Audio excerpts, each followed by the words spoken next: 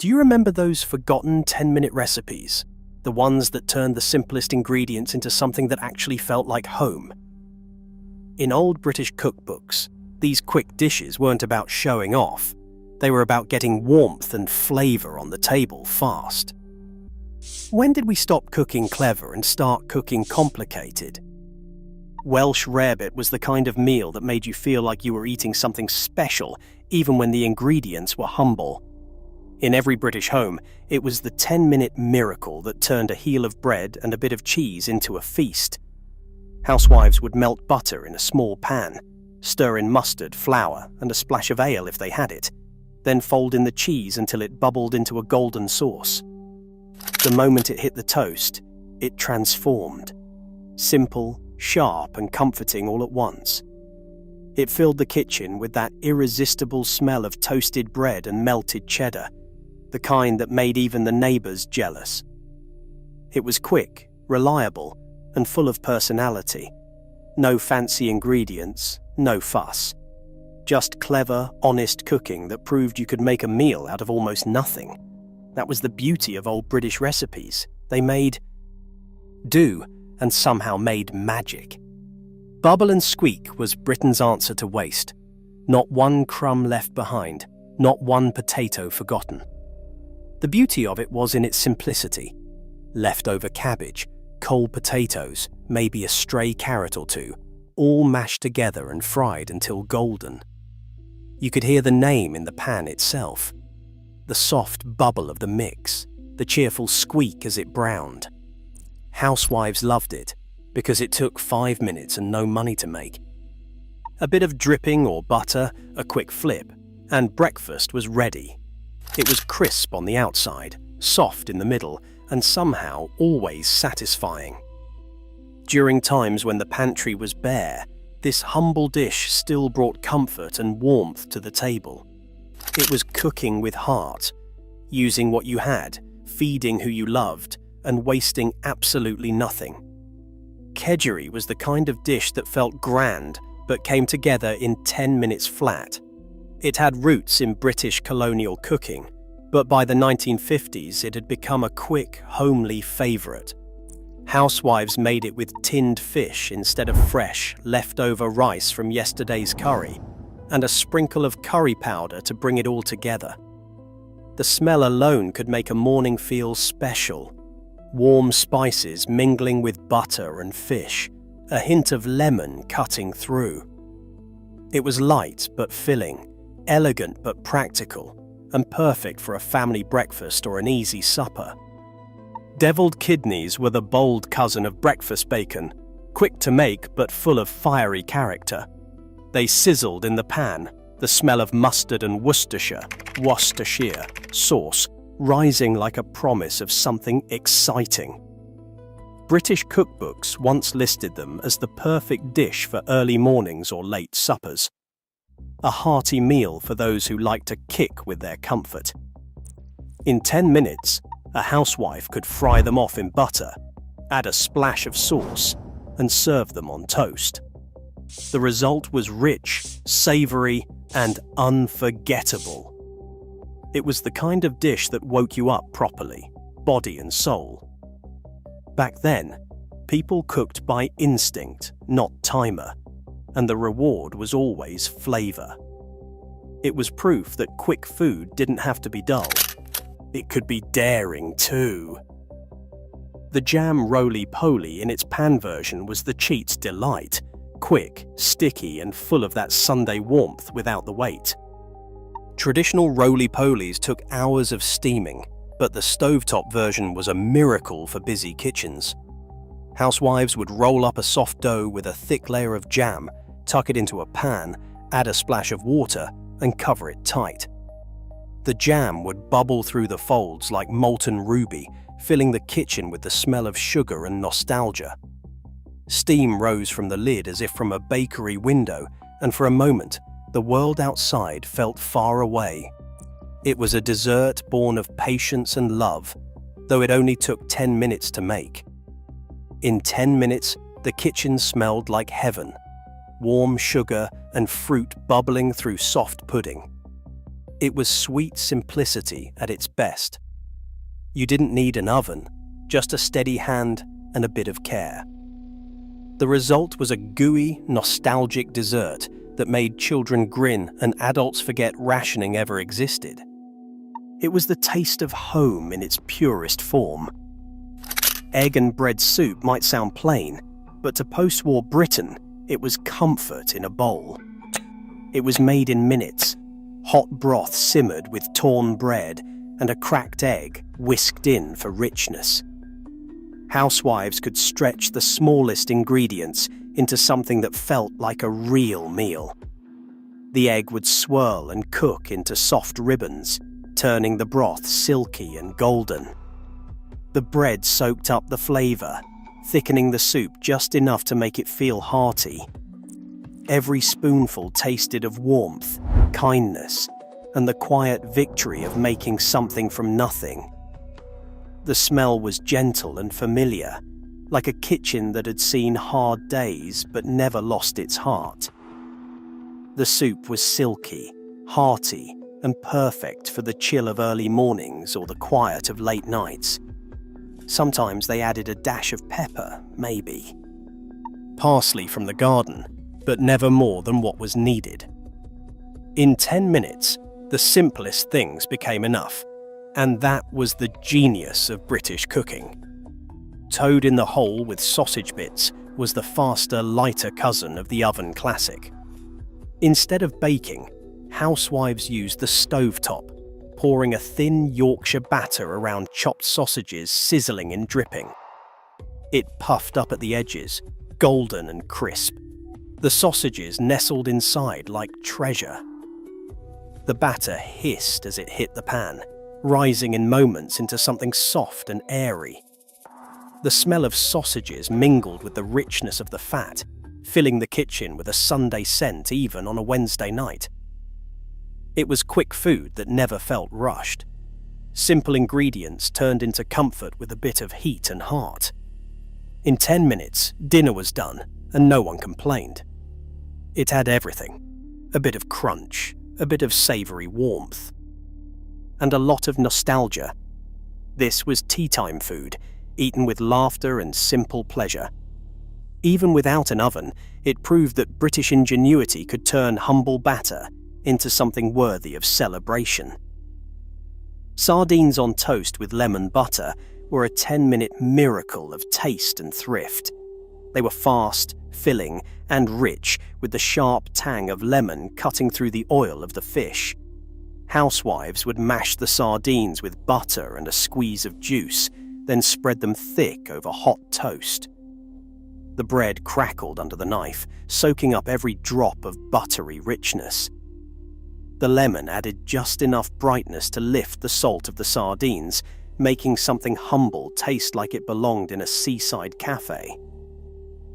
It was a dish of bold flavours and quiet simplicity, the kind Britain has always done best. The smell was strong but comforting, a reminder of seaside holidays and simple suppers. It was the sort of recipe that belonged to every British kitchen at one point, tucked into the back pages of old cookbooks. Served with tea, it made a full meal out of a tin. Nothing fancy, nothing wasted. Just good food that filled you up and made you smile.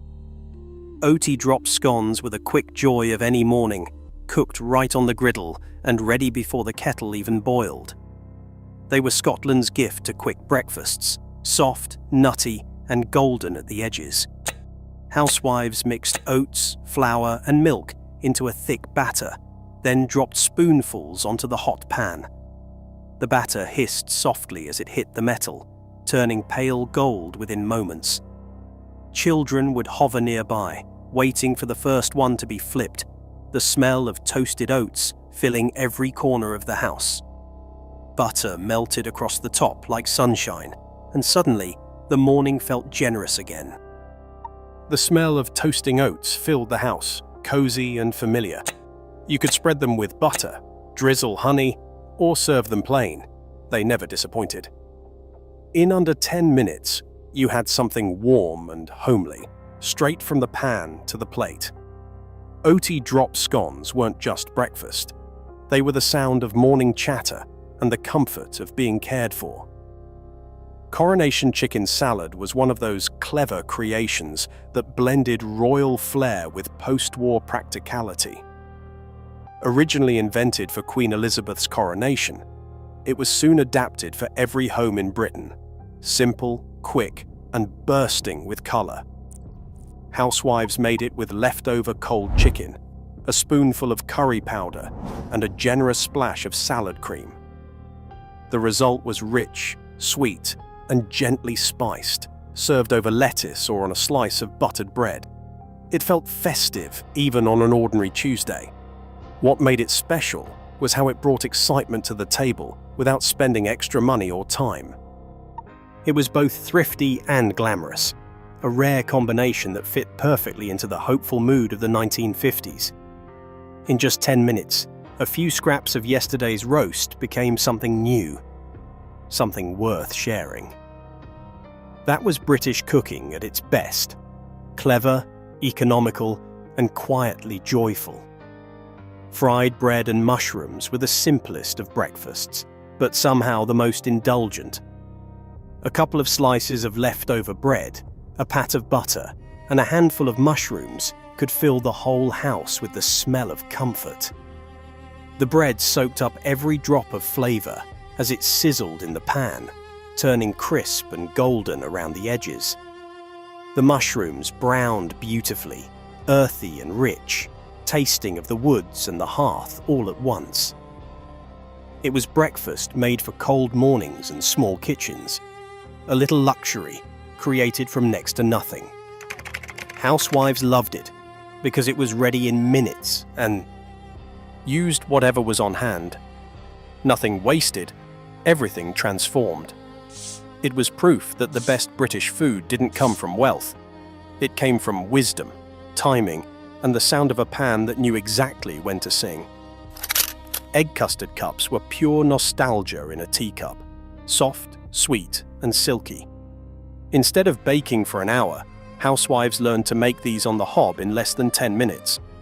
Milk, eggs, and a spoonful of sugar were whisked together and warmed gently until just thick enough to coat the back of a spoon. A dash of vanilla or nutmeg gave it that old-fashioned sweetness that every child remembered. They set slightly as they cooled, smooth as velvet, simple as love. It was the kind of dessert that didn't need frills. It tasted of home, safety, and warmth. Families who had little could still feel rich for those few spoonfuls. In its quiet way, egg custard was Britain's most tender pudding, a hug served in a cup. Tomato and onion gravy on toast was one of those make-do dishes that proved flavour didn't need a roast to stand on its own. When meat was scarce, people learned to make the gravy the star. A quick fry of onions, a spoon of flour, and a tin of tomatoes created a sauce that smelled like Sunday dinner, even on a Monday night. It bubbled away in the pan, thick and tangy, filling the air with that unmistakable aroma of warmth and thrift. Poured over toast, it turned an empty pantry into a full plate. Housewives relied on this little trick to stretch a meal and lift the mood at the same time. It wasn't fancy, but it was full of life. The taste of survival mixed with ingenuity. For 10 minutes' work, you had comfort on a plate. Pride in every bite. The cheese and onion pasty, frying pan version, was Britain's answer to impatience. Baking took too long when dinner had to be on the table fast, so housewives found a way to skip the oven entirely. A simple pastry folded with cheese and onions was pressed flat and fried in butter until golden and crisp. The result was rich and flaky, with the cheese melting into the onions like a secret filling. It crackled as you cut into it, pure joy from pantry staples. It was perfect for late suppers or hungry children waiting after school. You didn't need a fancy kitchen or a rolling pin, just a pan and a good instinct for timing. Quick, hearty, and full of flavour, It was the kind of recipe that made everyone think you'd worked far harder than you had. Treacle sponge in a pudding basin was the miracle of 10-minute desserts. It needed no oven, no fuss, and yet it looked like something fit for Sunday best. Housewives would pour golden syrup into the bottom of a basin, spoon over a quick batter, and steam it gently on the stovetop. In minutes, the syrup bubbled up through the sponge, turning everything soft, sticky, and sweet. The smell alone made children run to the table. It was a treat that stretched every cupboard ingredient, flour, sugar, and a bit of syrup, into something extraordinary. Even in the hardest times, a warm pudding could turn the day around. It reminded people that joy could still be made from the simplest things, one pan at a time. Coddled eggs with cream and herbs were elegance in a teacup, gentle, soothing, and ready before the kettle cooled. Housewives would crack an egg into a greased cup, pour over a little cream, sprinkle herbs, and set it to poach over. Steaming water. Within minutes, the egg set softly, silky and rich beneath its pale, glossy surface. It tasted like care itself, mild, delicate, and nourishing. Served with toast soldiers or a spoon, it was breakfast for someone who needed comfort, not fuss. The best part was how effortless it was. No smoke, no frying, no waste. A recipe that spoke softly, but said everything about love and patience. Milk toast was the taste of tenderness itself, simple, pale, and deeply British. It began as a nursery dish, meant to soothe children, the sick or the weary, but never truly left the adult table. Toasted bread was soaked in warm milk, gently flavored with sugar and nutmeg until soft enough to eat with a spoon. The warmth spread through you as you ate it, familiar and forgiving. It was food that held no judgment, just quiet kindness in a bowl. Housewives often made it when cupboards were empty or spirits were low. It reminded everyone that comfort didn't have to be rich or complicated. In 10 minutes, it could be found in a saucepan, a spoon, and a memory of home. Quick corned beef hash was the heartbeat of the 10-minute British supper, a meal that looked humble but hit every note of comfort. Housewives opened a tin of corned beef, diced a few potatoes, and tossed everything into a single pan with onions sizzling in dripping. In minutes, the smell filled the house, rich, savoury, and satisfying. The potatoes crisped at the edges, the beef browned beautifully, and the whole dish came together in a golden tangle of flavour. It was the definition of efficiency: hot, hearty, and cheap. Served with a fried egg or on its own, it was the kind of food that felt like a reward after a long day. Every bite reminded families of resilience, thrift, and that unmatched British knack for making something from nothing. Anchovy toast fingers were a forgotten delight from Britain's old cocktail hours, made in less than 10 minutes, but tasting like something grand. Thin slices of bread were toasted, spread with anchovy paste, and cut into tidy strips, crisp, salty, and deeply savoury. The flavour was bold and unapologetically British, the kind that paired perfectly with a glass of sherry or afternoon tea. Housewives loved them because they were quick, elegant, and endlessly adaptable, easy to make yet impressive to serve. They stood as proof that even the simplest ingredients could feel sophisticated when treated with care. Anchovy toast was more than a snack. It was a reminder of how flavour, not money, defined good taste in the old British kitchen. Baked apple rings with cinnamon sugar brought the scent of warmth to the kitchen in minutes. Housewives peeled and sliced apples into neat rings, fried them gently in butter, and sprinkled them with a dusting of sugar and spice. They sizzled in the pan, golden at the edges, the cinnamon filling the air like a memory of Christmas mornings. The sugar melted into a glossy glaze, clinging to the fruit as it bubbled softly in the pan. A A spoonful of cream or a dollop of custard turned it from a quick treat into something that felt almost grand. For children, it was a festival in 10 minutes. Sticky fingers, smiling faces, and laughter echoing through the kitchen. This was dessert stripped of extravagance, but full of comfort. Sweet, quick, and entirely homemade. Children would wait by the stove, fingers ready, eyes bright.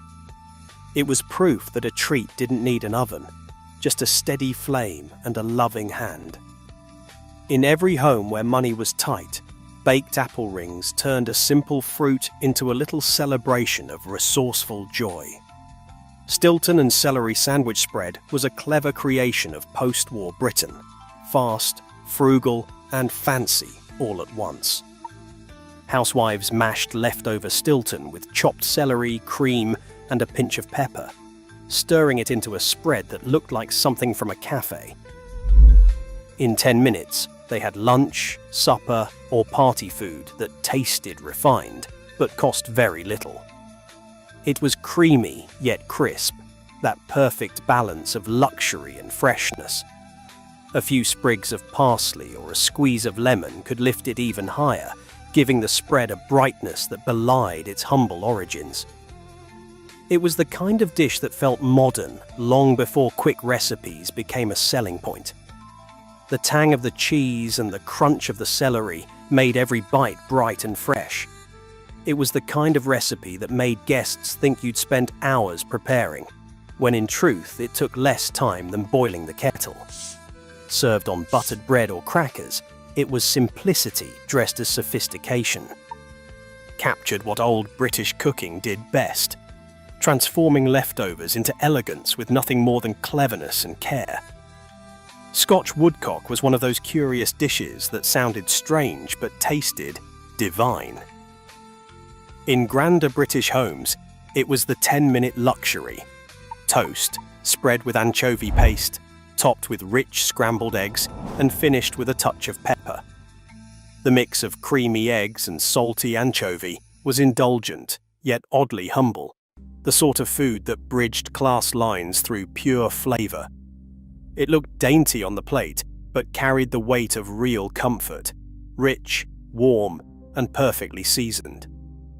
The smell alone could draw anyone to the table, even those who swore they disliked anchovies. Every bite felt like something that belonged in both a manor house and a modest kitchen. Housewives brought it down to earth, serving it as a quick supper or late breakfast when time was short, but taste still mattered. It was warm, silky, and deeply satisfying.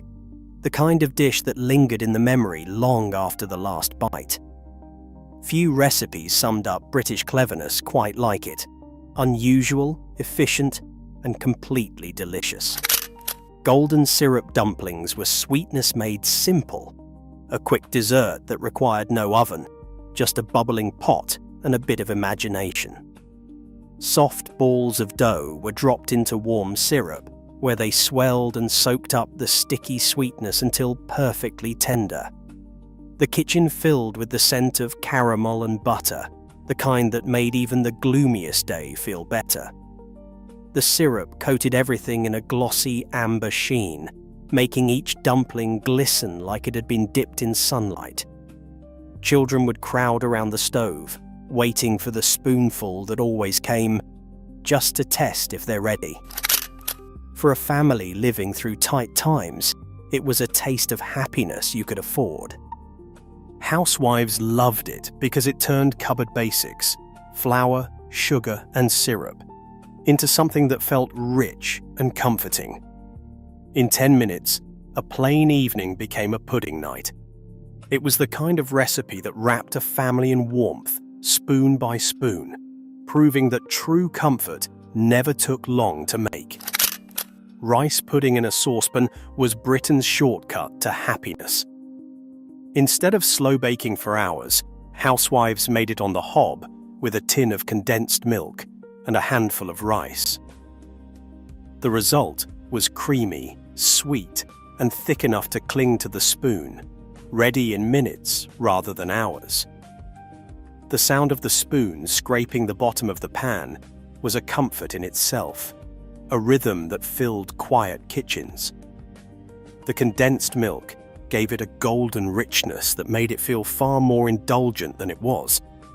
A sprinkle of nutmeg or jam on top made it sing, a perfect mix of thrift and tenderness. The milk caramelized slightly as it cooked, adding a golden flavor that felt luxurious despite its thrift. It was the pudding that soothed both hunger and heart, served hot in winter or chilled for summer tea.